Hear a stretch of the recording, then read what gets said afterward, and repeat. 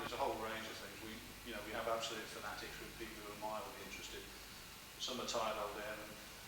Some are young people who just soak up the romance of the air, whatever it is. There's a whole range of motives in there. And what sort of projects do you tackle? Really anything from whole aeroplanes right the way down the scale. I think you were looking recently at our messenger that we've almost finished now, right down to things like instruments and so on. We put an awful lot of spare bits and pieces into the RAF flying in Manchester, carburetor ice guards, drift sights, small instrument stowage for navigators, a whole range of things. In fact, we quite frequently farm things out to local air training corps squadrons as well to sort of give them an involvement, give the lads something interesting to work on. So we don't only do those sort of things in-house. So when people are missing a vital piece of equipment, they come in and might find on the shelves? Yeah, I mean, the group itself is very well known from that point of view. It acts almost as a maintenance unit. And through the medium, the British Aircraft Restoration Council, which is the national body for these sort of organisations, we have been able to supply bits to, oh gosh, I can't think of the exact figure, but it's into 3 figures now in terms of organisations and different types of aeroplanes. So where do you find all these bits and pieces? You name it, we find them there. Looking across here, we were earlier on talking about this piece of metal, if you like, which was a garden shed in Malmesbury for years. When we were asked to go and pick it up, we didn't really know what it was. We had a look at it, we managed to get some numbers off it, and we were able to identify it as being a piece of Sterling bomber. There are no Sterling bombers in existence, so that is the largest piece around. In fact, quite interesting because it still has its wartime markings and everything else. And other bits and pieces have been used as fences, even garden sort of greenhouse, haven't they? Well, the standard thing for a gun turret or a nose cone is to grow your lettuces under. We do a nice line. We have some fairy gannet canopies which are quite new and up to date. So if we find a World War II item, we will swap a couple of fairy gannet transparencies for a turret. So people actually get a better deal. And looking round, there must be enough stuff here to keep you going for years and years. It'll see me out. I think. It frightens me to death actually when I look around. I mean, 8 years ago we started with 2 guys in an aeroplane, and it's just gone from strength to strength. It's amazing. Really. That's lovely. Thank you.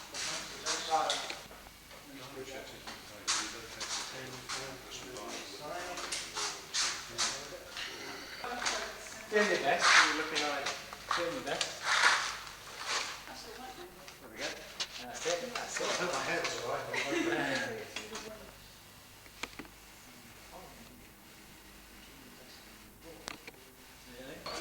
going to see the rifle? Yeah. Yeah. Sorry. No, you're all right. You're all right. You're all right.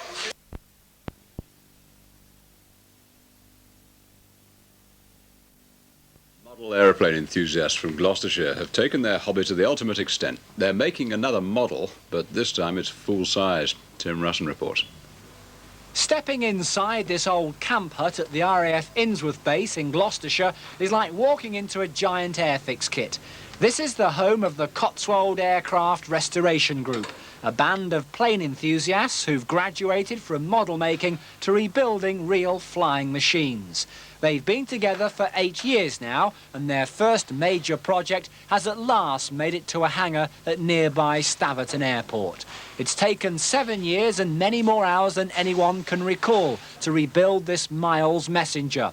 Only 4 of these are left, and in a few months' time, this one will take to the air again. But what is it about old aeroplanes?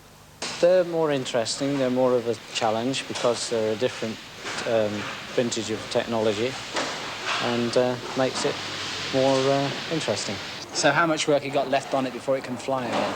We're expecting it to fly early next year. We've got to fit out the controls, rewire it and respray it, of course. The Cotswold plane men, made up of engineers, businessmen and teachers, have enough work to last them a lifetime. Their collection of old aircraft and parts is a real treasure trove and now looked upon as one of the best in the country. You name it, they've probably got it. from cockpits and gun turrets to ejector seats and any number of dials and gadgets. So where do you find all these bits and pieces?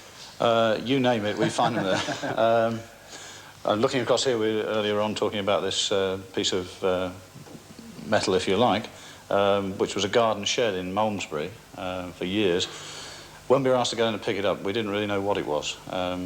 We had a look at it, we managed to get some numbers off it, and we were able to identify it as being a piece of Sterling bomber.